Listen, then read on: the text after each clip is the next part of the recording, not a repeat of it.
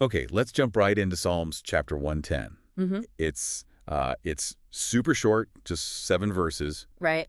but it's incredibly dense. Mm, I mean, really packed with intense stuff, powerful declarations. absolutely. It throws you right in, doesn't it? So much meaning crammed into just a few lines. Yeah, so today we're just going to try and unpack it. Look at the key figures, the Sure. statements, straight from the text itself. Sounds good. And it starts with a bang, really. It really does. That very first line, the Lord says to my Lord, okay, right away that makes you stop. It does. You've got the Lord Yahweh Yeah, speaking to someone else the psalmist calls my Lord. exactly.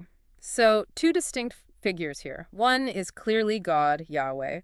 The other is addressed with this title of respect, of authority, my Lord. It sets him apart immediately. And what does the Lord say to my Lord? Sit at my right hand until I make your enemies a footstool for your feet. Powerful first command. Incredibly powerful. Sitting at the right hand, that's not just, a convenient seat. It's the place of honor, of shared authority, second only to the sovereign.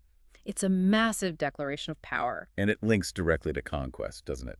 Making enemies a footstool. Yeah, very graphic imagery of total victory. And the promise to rule in the midst of your enemies from Zion. And that's key too.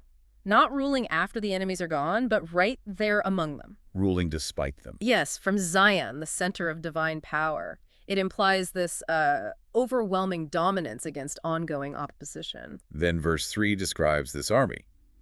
Your troops will be willing on your day of battle. Okay.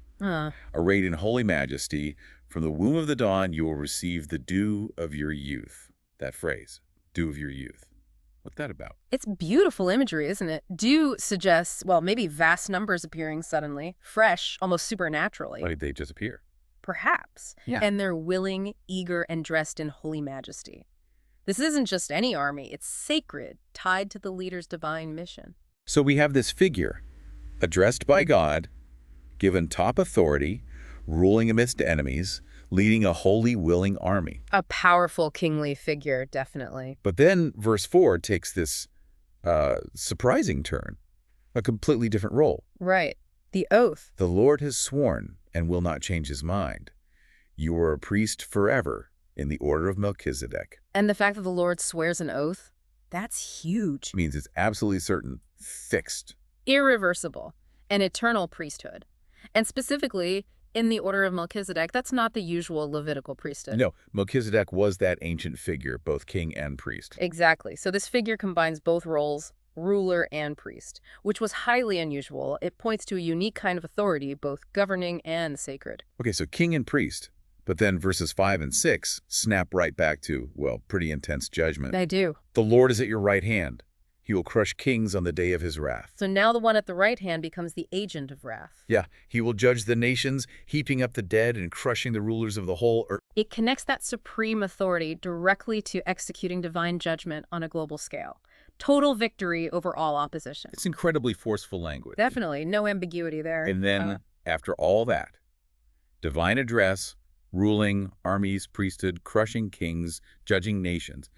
The whole psalm ends with just this one quiet image. Verse 7. Yeah, it's quite a shift. He will drink from a brook beside the way, therefore he will lift up his head, just drinking from a stream. It's a striking contrast, isn't it? After all the cosmic battle and judgment, this very simple, almost mundane act. What do you think it signifies? Well, maybe refreshment after struggle, perseverance, taking sustenance during a long campaign. And that simple act leads to him lifting his head maybe in renewed strength or final victory or perhaps honor. That's quite the image to end on. It really is. So thinking about this for you listening, why is this ancient text with all these specific, powerful images, the divine address, the rule, the battle, the unique priesthood, the fierce judgment, why is it considered so significant?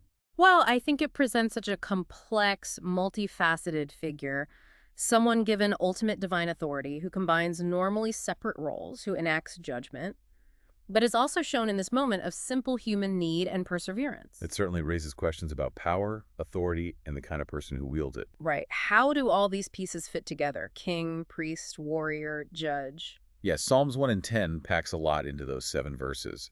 This figure who's both ruler and eternal priest, the agent of divine victory. A really unique and powerful portrayal. And we leave you with that final image, that stark contrast. All the violence of judgment crushing kings, heaping up the dead versus the quiet act of drinking from a brook. Something to mull over. What does that final simple scene suggest to you about victory or endurance or maybe the deeper nature of this figure?